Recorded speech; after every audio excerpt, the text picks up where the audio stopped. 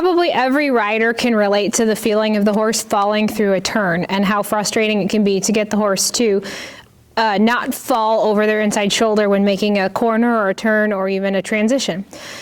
But one thing a lot of riders accidentally do that makes this worse, or very least does not help this, is riders tend to also lean through turns. One of the reasons this happens is that bodies and brains like efficiency. And so the horse, anticipating the direction of travel, cuts the corner to make it a little bit easier to fall on the turn. So it's just the horse picking an easier route. People's bodies do this as well, and your brain can subconsciously hijack your body so that it's making your movements more and more efficient. Furthermore, when you're up on the horse's body, off of the ground, your proprioception isn't quite the same. You don't know where you are in space as well as you would when you're on the ground.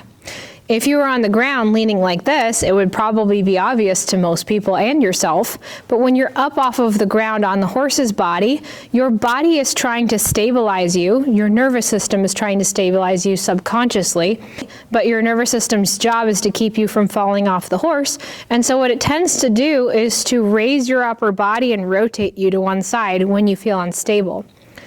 Whenever you add a transition of any kind, a change of anything to anything, your brain works hard in the background to keep you stable because it symbolizes imbalance and your body wants to stay balanced. And so when you come through a turn, your body often will fall into the direction of travel. What that's going to do is throw your horse over the inside shoulder. So I'm going to show you what that looks like, and I'm going to show you how to combat it. Horses and people both like balance more than they like efficiency.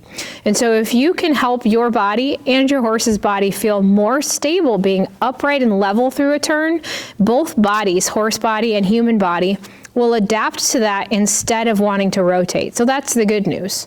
The bad news is that if you're perpetually fighting your horse's imbalance while constantly being imbalanced yourself, it's never going to change. So again, if you help your horse's body and your body feel more stable by being level, then both bodies will adapt to that happily. So I'm going to show you what happens to a lot of people when they're turning.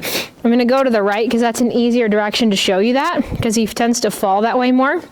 So I'm going to turn to the right, and what happens is I'm thinking of going to the right, and pretty quickly my inside rein comes back and toward me.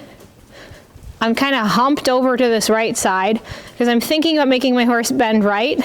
My hands are on level. My hips are on level. I've overbent my horse's neck to the right. And so now what that makes me feel like doing is using my right leg to move him over when I've overbent him in that direction. So if you look at my hands, you can see that they're on two different planes. If you look at my hips, you'll see that they're on two different planes. And that's completely disengaged my core because my core is kind of crumpled up. So I'm not able to ride the horse through my center. I have to overuse my hands and my legs. And that's what I start to call the Jenga game, because you're adding a little more leg, adding a little more rein, adding aids, and the horse is kind of squished somewhere in the middle. And a lot of those aids are what we would call clashed aids, which is basically where my inside rein is pulling him onto the inside shoulder while my inside leg is attempting to drive him off of that shoulder. When a horse gets put in that predicament, they're forced to choose which aid is the harshest or most annoying to respond to. And so in that way, they don't get more responsive and they don't get more centered, they just look for the biggest aid. They start to tune your seat out. So how do we combat that? You want to stay level through a turn, just like you want the horse to stay level through a turn. If I'm not careful in this corner here, my body starts to anticipate I'm going over there. And pretty soon I'm hanging over the left seat bone.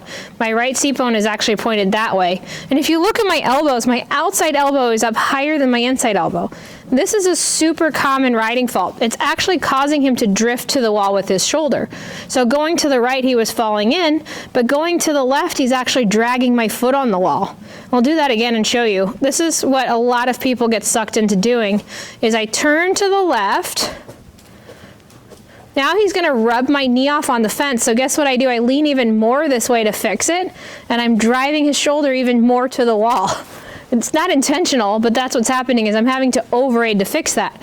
So in order to combat that, I scooch over to the outside and drop my outside elbow. It's all right, buddy. Scooch over to the outside, drop my outside elbow, get level in my seat, and watch how he doesn't even go to the wall.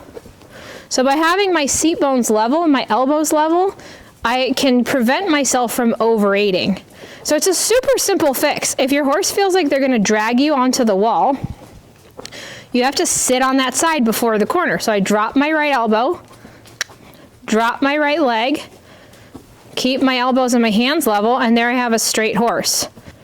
If I was turning left, this is what I'd be prone to doing. My outside hand would float up. That would drive him this way.